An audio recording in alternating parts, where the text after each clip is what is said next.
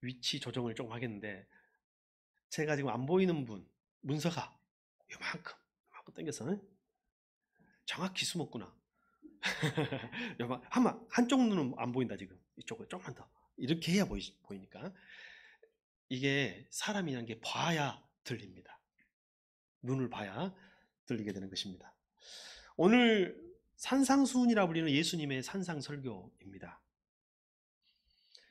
산상수훈은 유대교와 기독교가 무엇이 다른가 정체성을 보여주는 내용입니다. 그리고 이방 종교와 기독교는 무엇이 다른가에 대한 기독교의 정체성을 보여주는 중요한 내용이라 할 수 있습니다. 여러분, 구약의 핵심 중 핵심은 뭐예요? 구약 성경 속에 있는 것. 찬송가나 성경책 맨 앞이나 뒤에 있는 십계명. 구약은 십계명이에요. 십계명의 확장이 율법이고 율법의 해석이 되는 거예요. 핵심이 십계명이에요. 모세를 통하여 주신 법이에요. 신약의 법은 산상수훈입니다. 다시 말하면 십계명 없는 구약도 없고 유대교도 없는 것처럼 산상수훈 없는 기독교는 없어요. 산상수훈을 모르는 성도도 없어요. 근데 요즘 생각보다 산상수훈이 교회에서 강조되는 것 같아요? 안 되는 것 같아요? 덜 되고 있죠. 저도 산상수훈 설교를 여러 번 했습니다. 그러면서도 산상수훈이 너무너무 더 중요한데 더 많이, 더 자주 해야 되는 거죠. 그렇다면 오늘날 한국교회가, 그리고 저와 여러분이 기독교의 본질과 조금 멀리 있다 해도 과언은 아닐 것입니다. 자, 혹시 성경 말씀 다시 보여줄 수 있나요? 자, 오늘 여기 5장 1, 2절에 보면 등장인물이 나오는데 우리가 한번 찾아봅시다. 등장인물을. 자, 누가 나오나요? 예수님, 또 제자들, 또 있나요? 무리들. 여러분, 그 극본에 보면, 시나리오에 보면 행인 1, 행인 2도 있잖아요. 여기에 오늘 누가 있어요? 무리가 있어요. 자, 다시 한번 정리해봅시다. 첫 번째 누구예요? 예수님. 다음에는요? 제자들. 그 다음에는요? 무리들이 있어요. 무리들이 있습니다. 그림을 하나 보여드리겠습니다. 이거 제가 그냥 검색해서 찾은 거예요. 자, 한번 보여주십시오.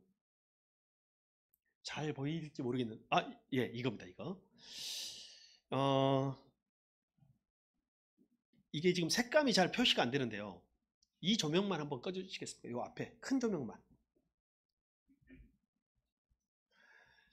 방금 본문을 읽었잖아요. 이 본문 내용에서 주인공 등장인물을 한번 찾아봅시다. 예수님은 어디 있어요?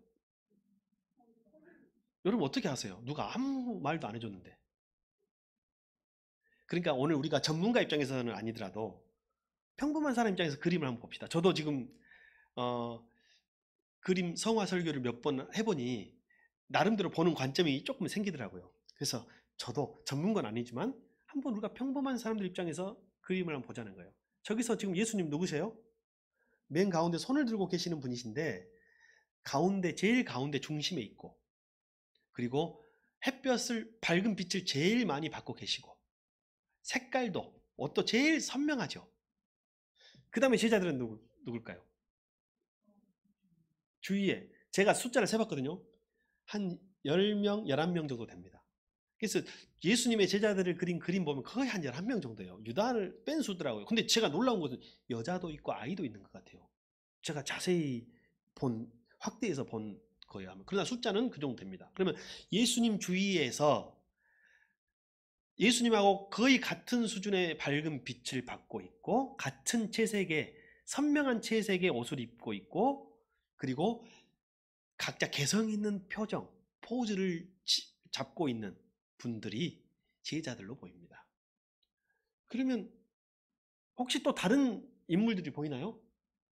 제가 엑스포인트가 없어가지고 혹시 있습니까? 네, 좀.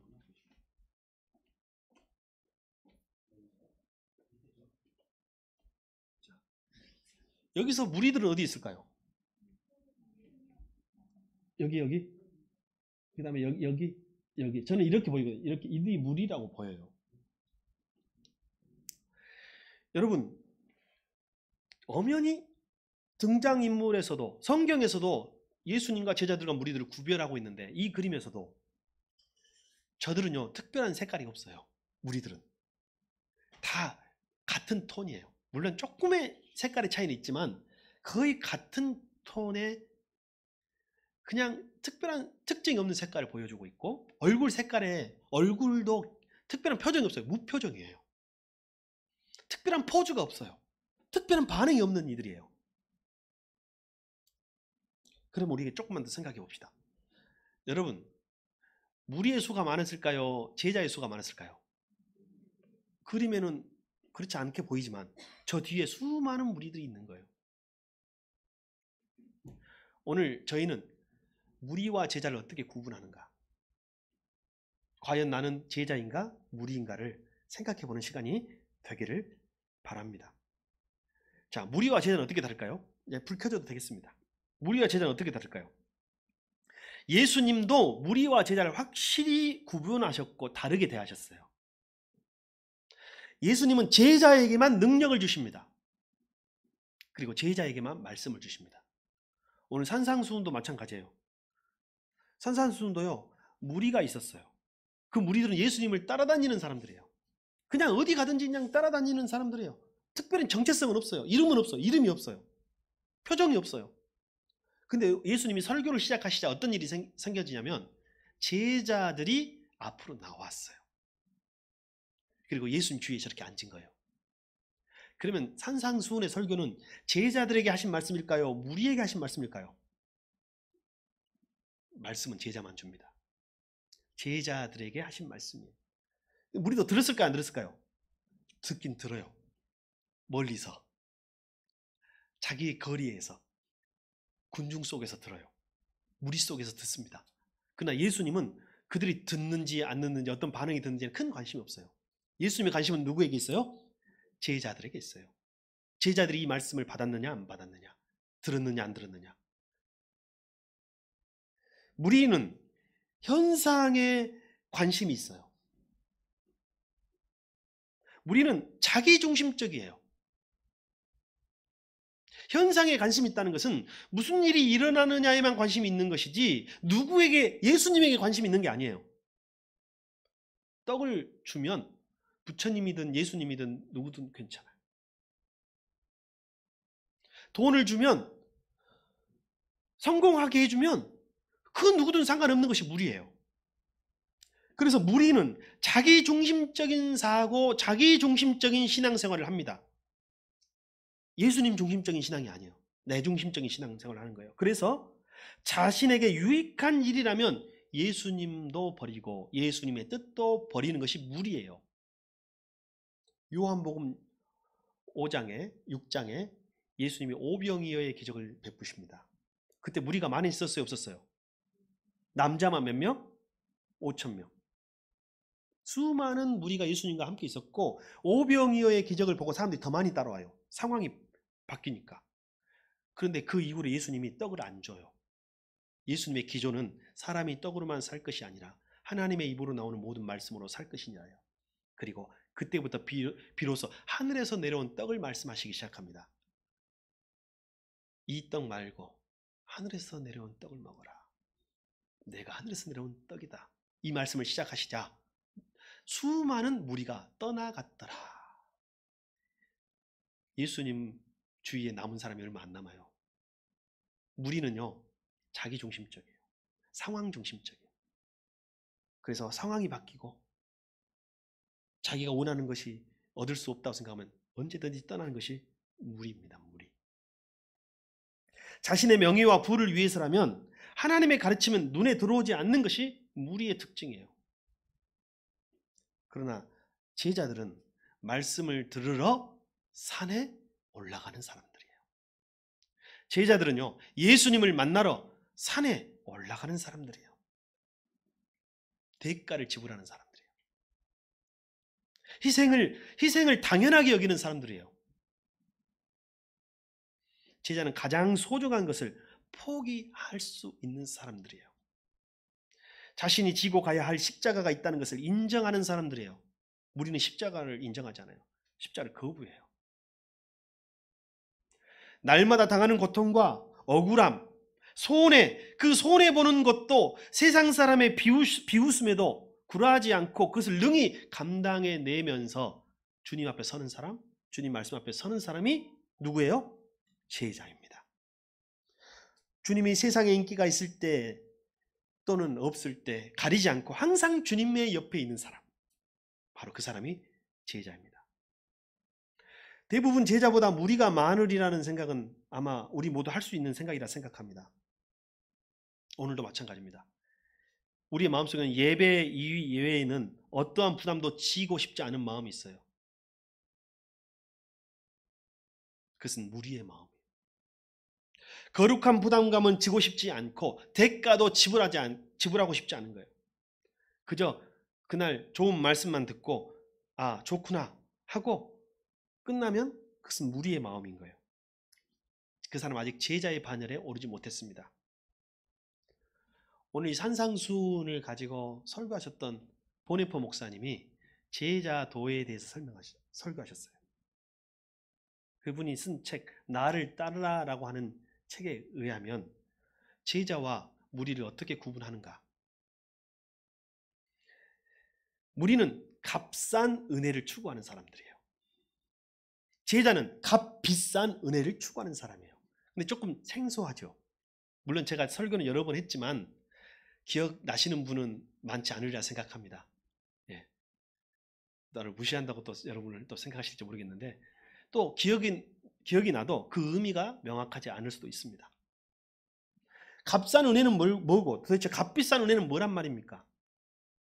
여러분은 값싼 은혜를 추구하고 계십니까? 아니면 값비싼 은혜를 추구하고 계십니까? 그러기 위해서 제가 우리가 요즘 쓰는 말 중에 값싼 은혜를 이해할 수 있는 몇 가지 예를 한번 들어보고 싶습니다. 여러분 우리가 쓸 때 값싼 동정이란 말 써요 안 써요? 쓰지요. 언제 나와요? 드라마 대사 속에 값싼 동정은 하지 마.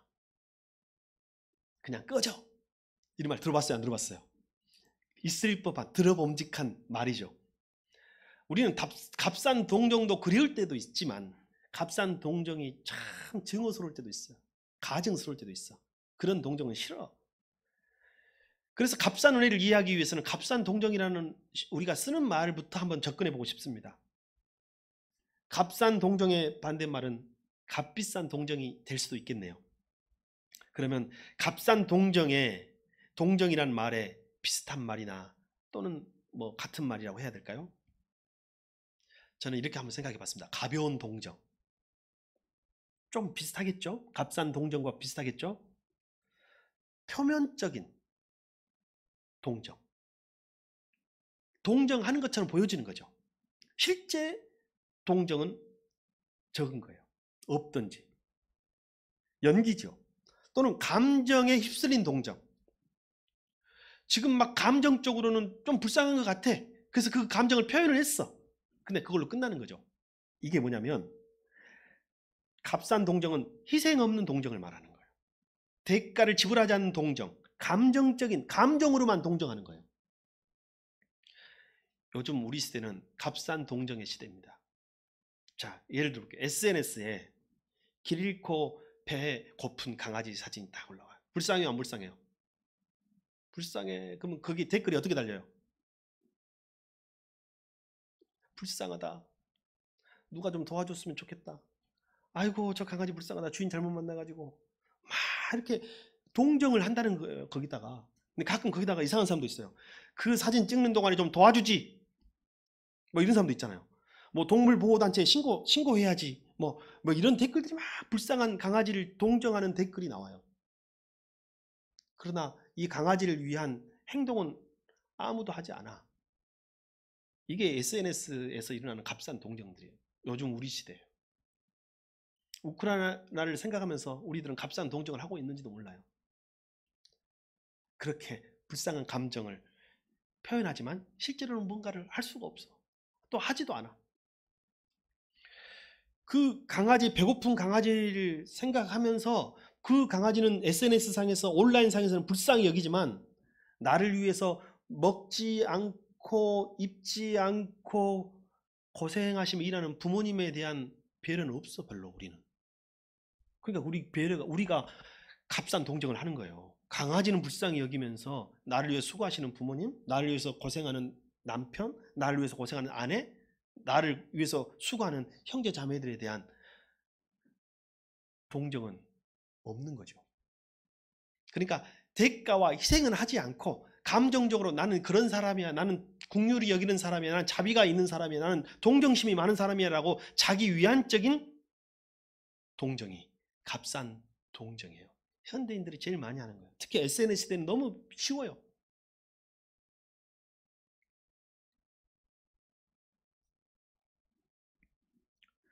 감정이 앞선 동정은 도리어 피해를 줄 수도 있습니다. 청년들을 데리고 선교제에 간 적이 있습니다. 그 지역에 도심을 지나는데 개도국이잖아요. 대부분 개발도상국이 선교지가 많잖아요. 길거리에서 애들이 따라와서 계속 이렇게 말합니다. $1, $1, $1. $1가 뭐예요? $1, 1불만 주라는 거 아니에요, 지금.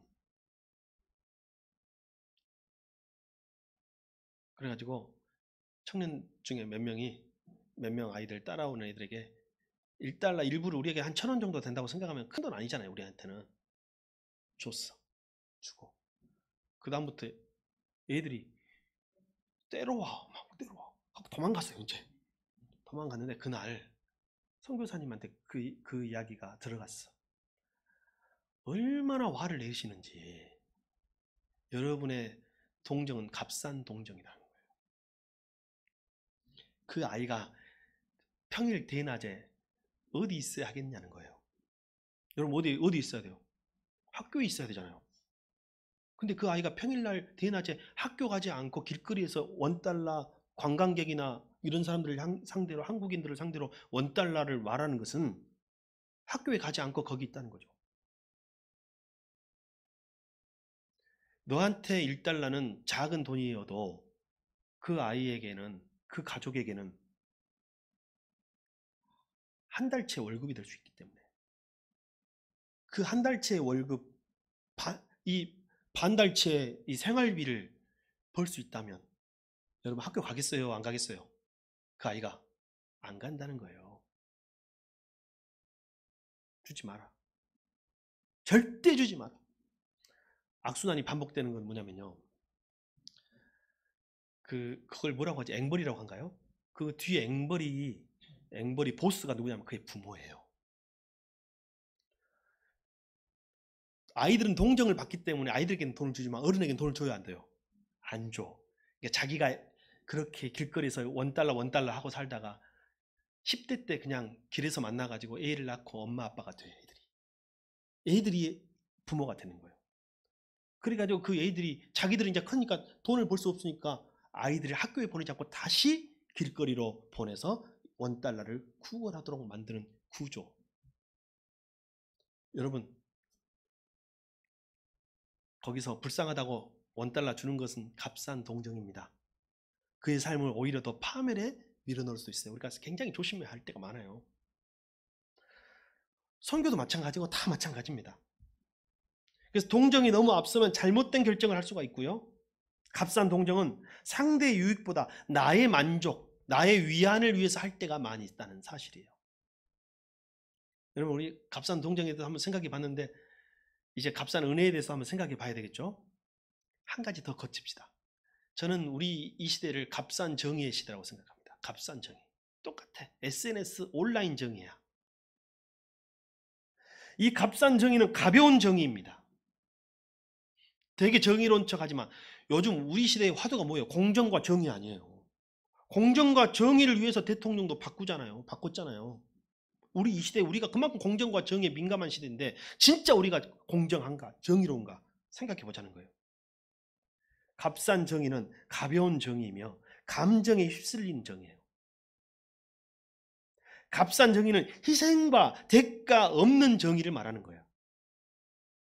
아까 말한 대로 온라인상에 SNS상에 어떤 불의를 보면 불같이 달려가가지고 막 댓글 달고 세상을 다 바꿀 수 있는 것처럼 하지만 막상 자기 삶에는 어떤 변화와 개혁도 없는 거예요.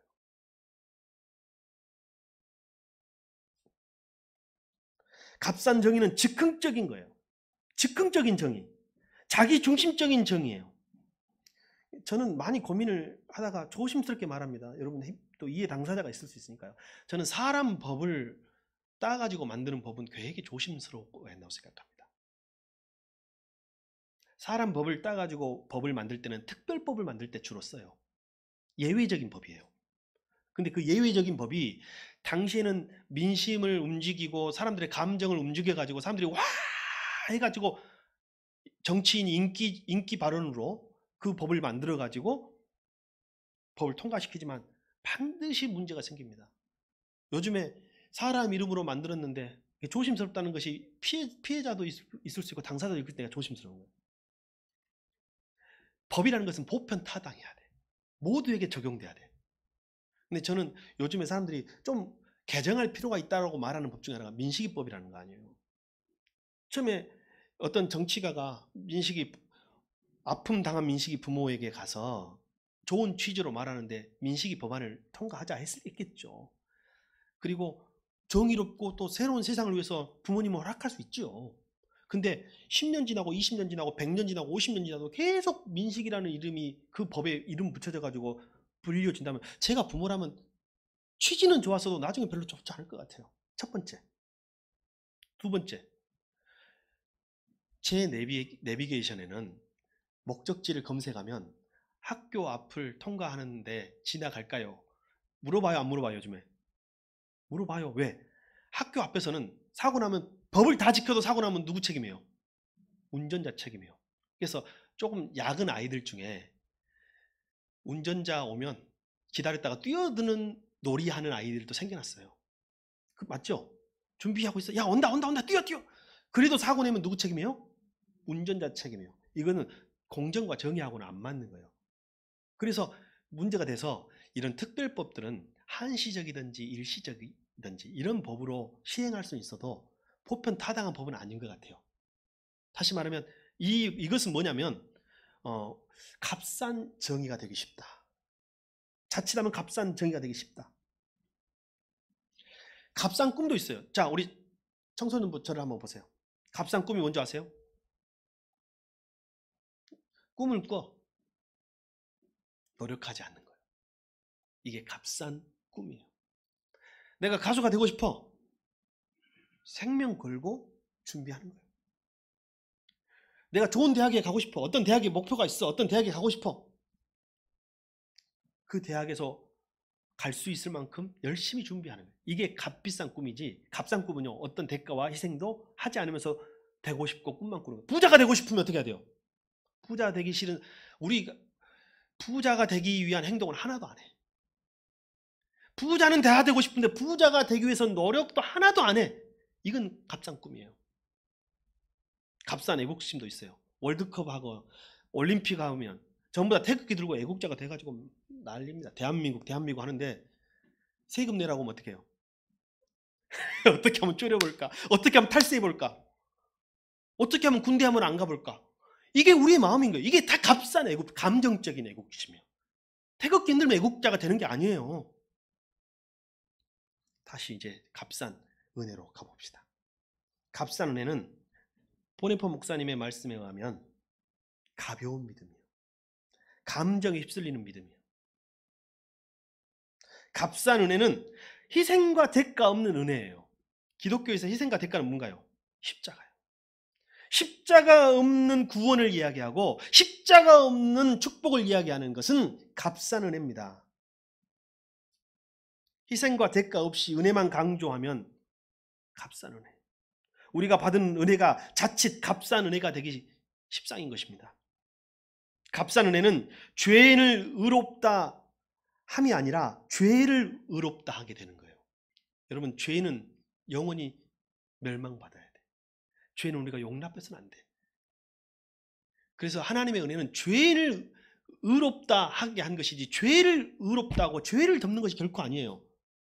근데 우리는 하나님의 은혜하면서 내 죄를 덮어버리고 내 죄를 외면하고 내 죄를 대수롭지 않게 생각하게 되는 것은 지극히 값싼 은혜. 제가 부모로서 제일 두려운 게 뭐냐면 여러분 철들었다는 말이 무슨 말이에요? 저는 은혜를 알게 되었다라는 말이라고 생각합니다. 아이들은 밥 먹을 때 부모님 은혜 감사합니다 이렇게 먹은 자녀들이 몇 명이나 될까요? 엄마 밥 줘! 이게 당연한 거예요, 아이들에게는. 그죠? 또 그것이 당연한 거고 나쁘다고 비난할 수는 없어요. 엄마 물 줘! 엄마 밥 줘! 야, 밥 먹었냐? 많이 먹어라, 더 먹어라. 아침에 일어날 때 학교 가냐 안 가냐, 이것이 얼마나 큰 은혜인지를 언제 알아요? 철들면 알아. 밥 먹으란 말 누가 나한테 해준 사람 없어. 내가 3일을 굶어도 세상에 나가 살아봐요. 누가 나한테 밥 먹었냐라고 물어본 사람 없어. 부모님 아니면.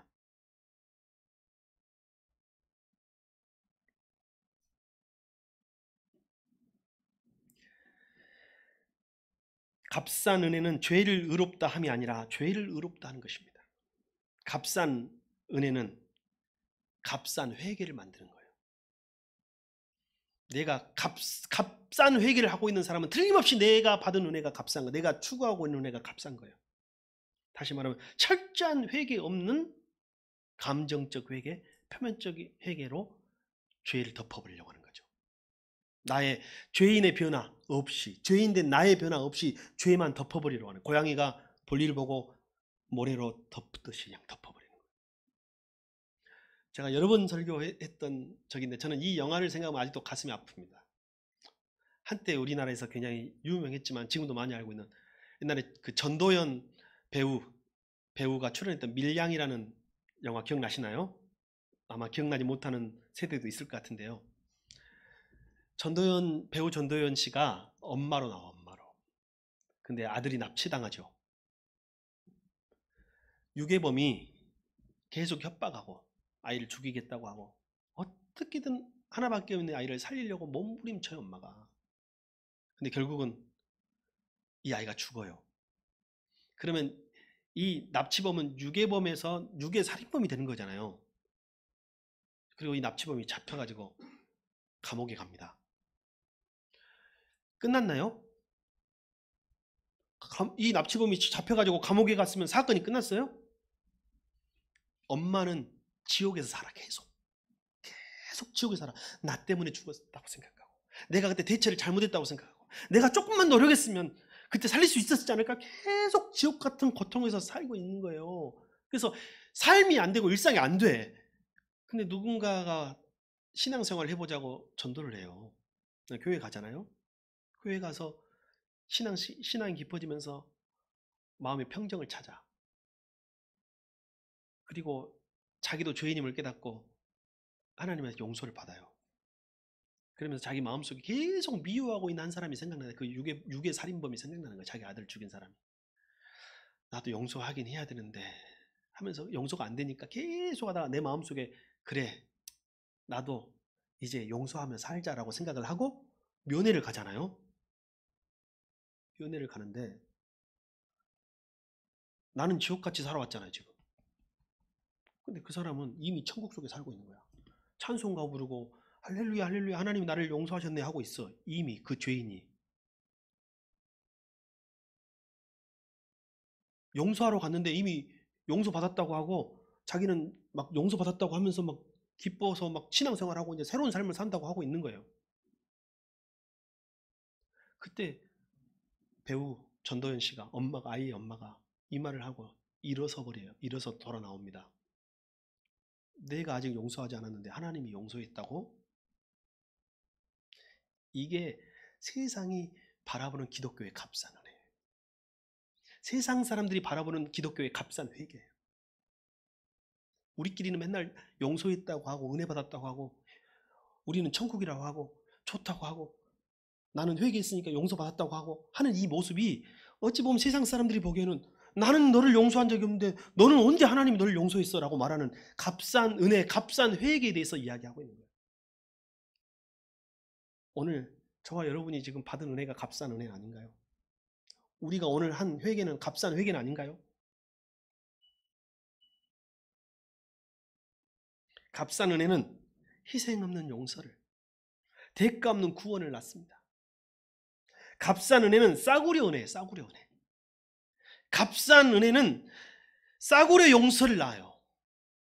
값싼 은혜는 싸구려 위로를 줘요.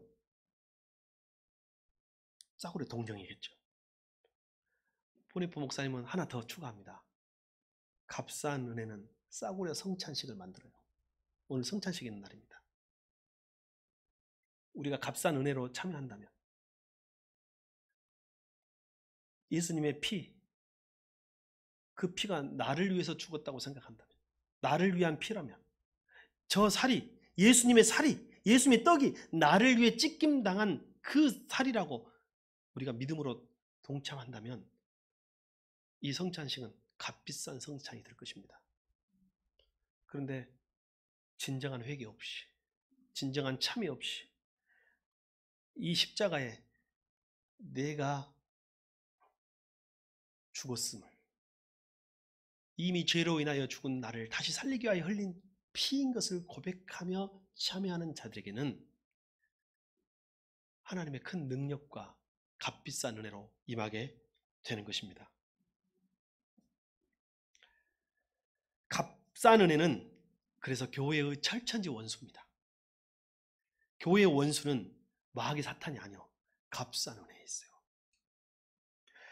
물론 마귀 사탄도 원수지만 진짜 우리가 속아 넘어가는, 우리가 착각하는 원수는 값싼 은혜라는 거예요.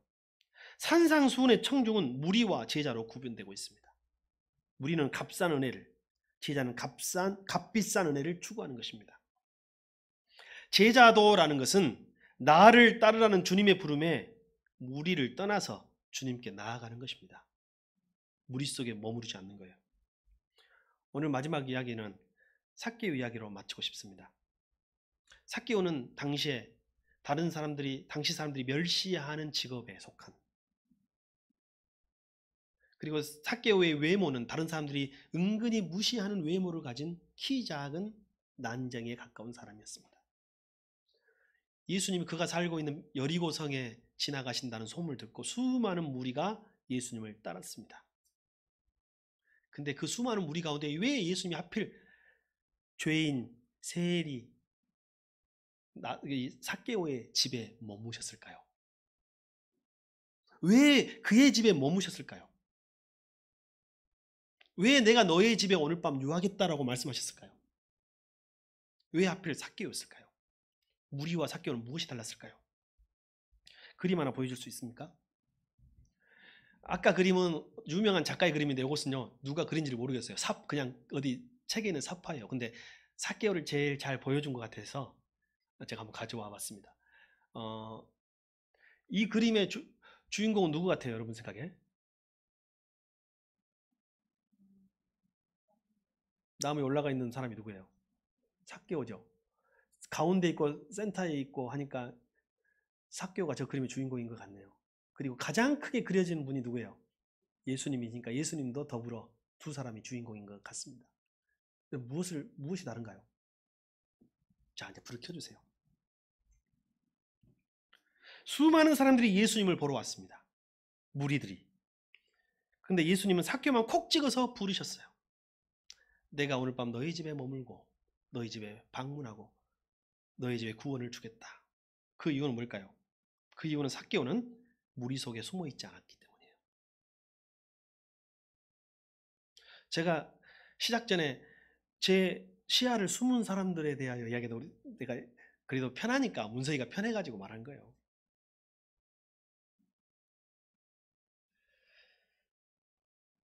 삭개오는 군중들 사이에 묻혀 있지 않았고 앞으로 나아왔습니다.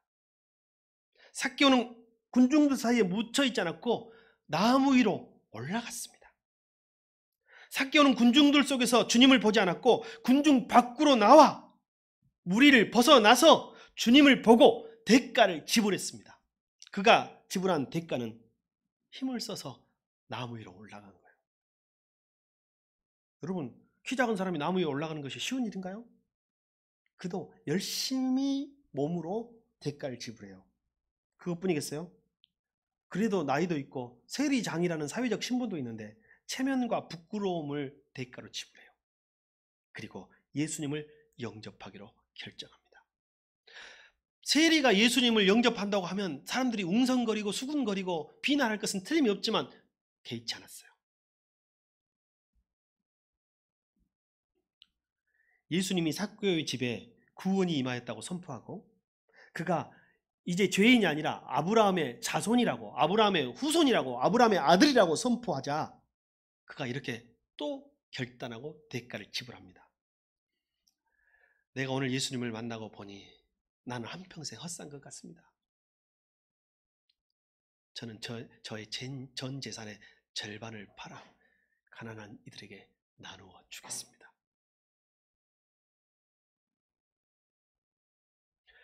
혹시 내가 지금까지 잘못 살아오면서 남을 속여서 빼앗은 것이 있다면 4배로 갚아주겠습니다. 이 4배는 속건제의 의미가 있어요. 구약의 속건제, 배상의 의미. 4배를 갚겠습니다. 삭개오는 무리에 속해 있지 않았습니다. 삭개오는 군중 사이에 숨어 있지 않았습니다. 삭개오는 오늘 제자가 된 것입니다.